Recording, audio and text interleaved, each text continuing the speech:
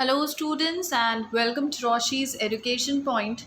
Today, we will be starting with your new images textbook, Class 4, Chapter 7.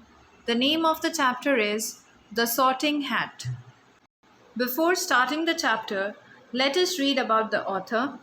Joanne Rowling, better known as J.K. Rowling, is a British novelist best known for writing the popular Harry Potter series. अब J.K. Rolling इतनी popular author हैं क्योंकि इन्होंने एक बहुत ही popular series Harry Potter लिखी है। In 1990, the idea for a story about a boy who goes to a magical school came to her. 1990 में एक ऐसी स्टोरी इन्होंने बनाई कि एक बच्चा होता है वो जो एक मैजिकल स्कूल में जाता है। ये आइडिया इनका खुद का था। She finished writing the first novel, Harry Potter and the Philosopher's Stone, in 1995. 1990 में इनको ये आइडिया आया था कि ऐसी कुछ स्टोरी इनको लिखनी है। 1995 में इन्होंने इनकी पहली नॉवल ख़त्म कर ली थी। However, as many as 12 publishers rejected Rowling's manuscript before this book was finally published in 1997.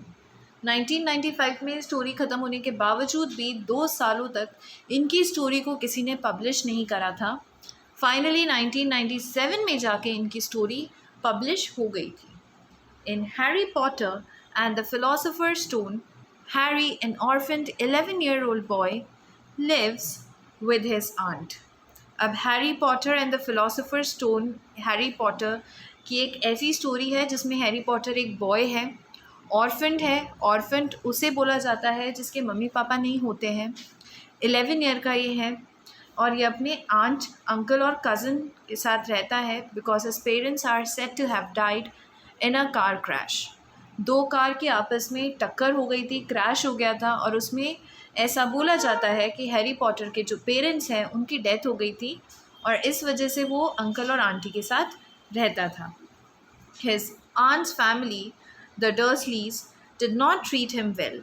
अब उसका जो इसको अच्छे से ट्रीट ही नहीं करते थे वो लोग। इसके जो आंट की फैमिली थी द डर्सलीज, वो लोग बहुत बुरी तरीके से इसको ट्रीट किया करते थे। However, on his 11th birthday, Harry is visited by a large man named Hagrid, who tells him that his parents, James and Lily Potter, were people with magical abilities. अब एक दिन क्या हुआ, उसकी 11th बर्थडे पर एक बहुत बड़ा आदमी जिसका नाम था हैग्रिड, वो इसे मिलने आया और उन्होंने बताया हैरी को कि तुम्हारे जो पापा थे जेम्स पॉटर एंड जो मम्मी थी लिली पॉटर, वो लोग मैजिकल एबिलिटीज़ रखते थे, उनको मैजिक आता था। He also learns that he is to attend a school for witches and wizards called Hogwarts.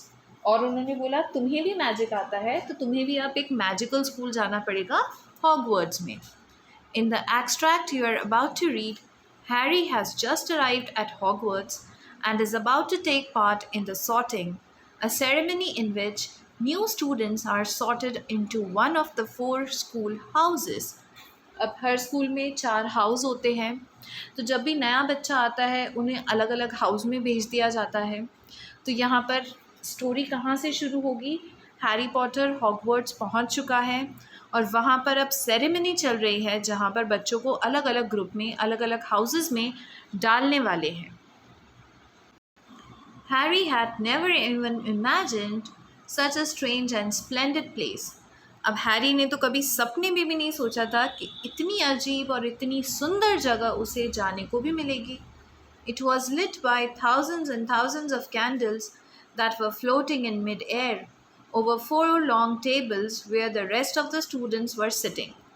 अब कैंडल्स थी, हज़ारों कैंडल्स, और वो हवा में उड़ रही थी, इधर से उधर वो हवा में तैर रही थी और 4 लंबी लंबी बेंचेस थे जिसमें अलग अलग हाउसेस के लोग बैठे हुए थे। These tables were laid with glittering golden plates and goblets. Goblets होता है एक बड़े बड़े कप्स होते हैं जिनमें बहुत लंबी डंडी होती है नीचे, उस तरीके का, एंड गोल्डन कलर की प्लेट्स थी, एकदम ग्लिटरिंग शाइनी प्लेट्स थी। At the top of the hall was another long table where the teachers were sitting. उसी रूम में एक और लंबी सी टेबल थी जहाँ पर सारे टीचर्स साथ में बैठे हुए थे। Professor McGonagall, let the first years appear so that they came to a halt in a line facing the other students with the teachers behind them. Halt का मतलब होता है एकदम से रुक जाना। तो प्रोफेसर मैकॉनिगल सारे फर्स्ट ईयर के बच्चों को एक लाइन में अपने साथ लेकर आए और फिर एक जगह आके उन्होंने रोक दिया। उनके पीछे सारे टीचर्स भी आ गए। The hundreds of faces staring at them looked like play lanterns in the flickering candle light. अब इतने अनजान चेहरे एकदम से जब देखते हैं ऐसे लोगों को, जो नए नए बच्चे आए हैं उनको, और नए नए बच्चे देखेंगे वहाँ के टीचर्स को, पुराने बच्चों को, तो ऐसा लगता है कि जैसे एक पेल लैंटर्न है। लैंटर्न, पेल लैंटर्न, लैंटर्न्स तो होती हैं जो अपने लालटेन होती है हिंदी में, एक बॉक्स होता है और उसके अंदर हम लैंप लगा देते हैं और ग्लास से कवर्ड रहता है, वो ऐसे हैंडल होता है, ऐसा बॉक्स होता है और अंदर दीपक जलता रहता है और फिर हम इसको पकड़ के और लेकर जाते हैं जगह जगह पे, इसको लैंटर्न बोलते हैं। और फ्लिकरिंग का मतलब होता है शेकी, तो उसकी ये जो कैंडल की ये जो लाइट है वो शेक करती रह रही है। Dotted here and there among the students the ghost shone misty silver. अब यहाँ पर क्या है, डॉटेड हेयर एंड देयर, बच्चे तो बैठे ही हैं, साथ ही साथ भूत भी, घोस्ट भी वहाँ पर उड़ रहे हैं इधर उधर। Mainly to avoid all the staring eyes, Harry looked upward and saw a velvety black ceiling dotted with stars. अब इतने सारे अननोन लोग उसे देख रहे थे तो उसने इन सारी चीज़ों को इग्नोर करने के लिए आसमान में देखना शुरू करा। वहाँ पर उसने देखा कि एक वेलवेटी ब्लैक कलर का स्काई बना हुआ है और उसमें बहुत सारे स्टार्स देखने को मिल रहे हैं। He heard Hermione whisper, "It's bewitched to look like the sky outside. I read about it in Hogwarts, a history."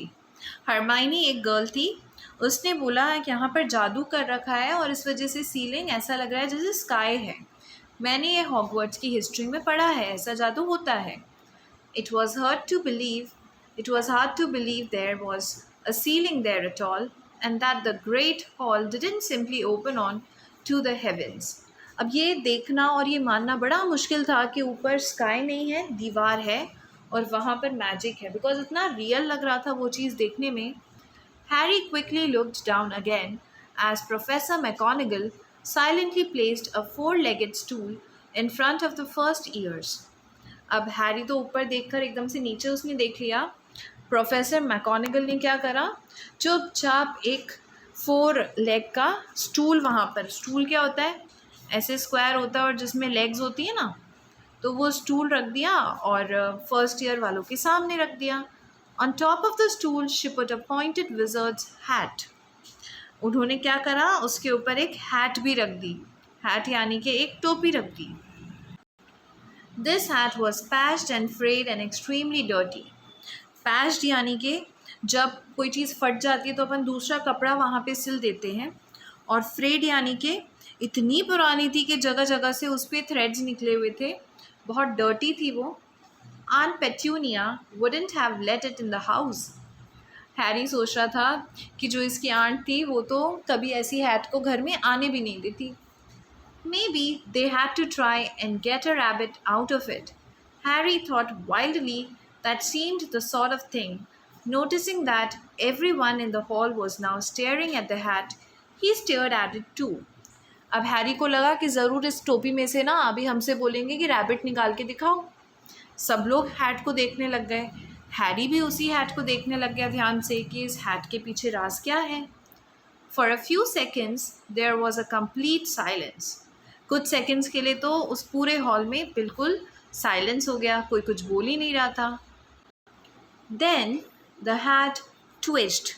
Twist यानी कि मूव्ड, हैट ने मूव करना शुरू करा। A rip near the brim opened wide like a mouth and the hat began to sing. Near the mouth, ये जैसे अगर एक हैट होती है तो यहाँ पर इसका माउथ था और वो तो गाना गाने लग गई।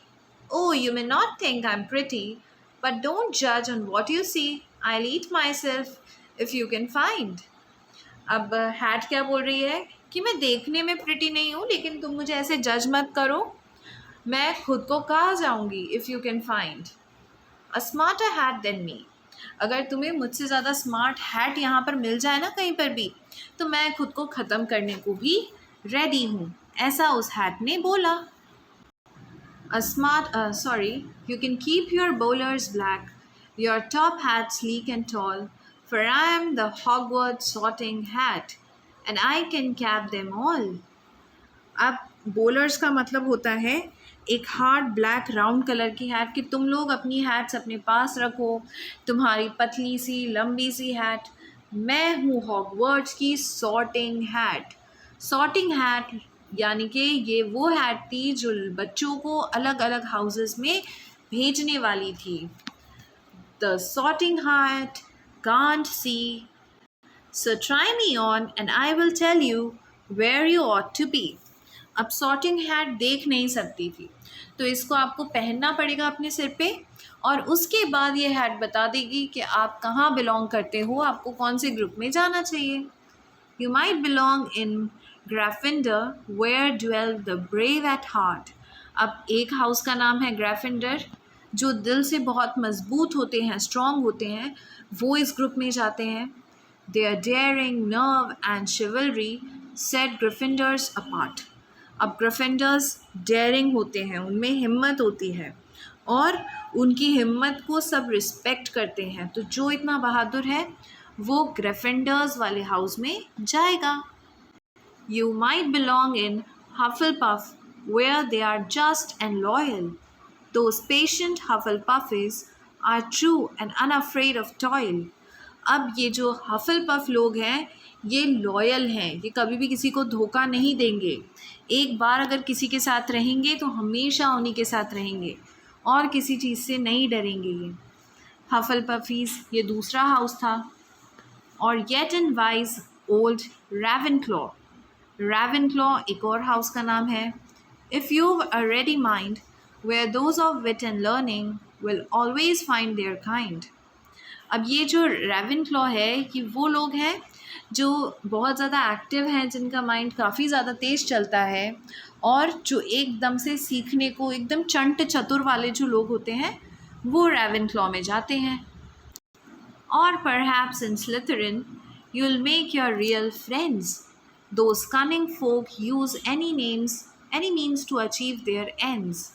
स्लिथरिन वो है जहाँ पर लोग सच्ची दोस्तियाँ बनाएंगे, और यहाँ पर जो फ्रेंड्स बनेंगे वो एक दूसरे को प्रोटेक्ट करने के लिए किसी भी हद तक जा सकते हैं। So put me on, don't be afraid, and don't get in a flap, you are in safe hands. In a flap का मतलब डरो मत, बिल्कुल भी मुझसे मत डरो, तुम बहुत ही सेफ हैंड्स में हो। तो आओ और मुझे अपने सिर पे रखो और मैं तुम्हें बताऊंगी कि तुम्हें कौन से ग्रुप में जाना है। Though I have none, for I am a thinking cap. अब इन्होंने क्या बोला कि मुझे तो कोई टेंशन नहीं है, क्योंकि मैं तो एक थिंकिंग कैप हूँ, मैं तो सोचने के लिए ही बनी हुई हूँ। The whole hall burst into applause as the hat finished its song. जैसे ही हैट ने अपना गाना फिनिश करा, सब लोग क्लैपिंग करने लग गए, अपलॉज करने लग गए।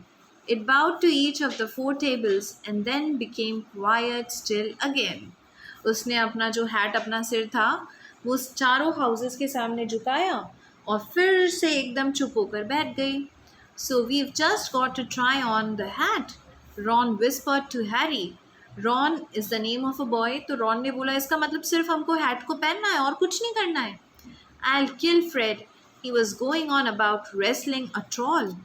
रेसलिंग का मतलब एक ऐसा फाइट जिसमें लोग एक दूसरे से लड़ते हैं, ऐसा स्पोर्ट होता है। और ट्रोल का मतलब एक इमेजिनरी क्रीचर। तो ये फ्रेड क्या कर रहा था कि डरा रहा था इसको बार बार कि ये टोपी तो ऐसा कर देगी, वैसा कर देगी, लेकिन ऐसा तो कुछ नहीं हुआ, बस आपको टोपी को अपने सिर पे पहनना था। Harry smiled weekly, yes, trying on the hat was a lot better than having to do a spell, but he did wish they could have tried it on without everyone watching.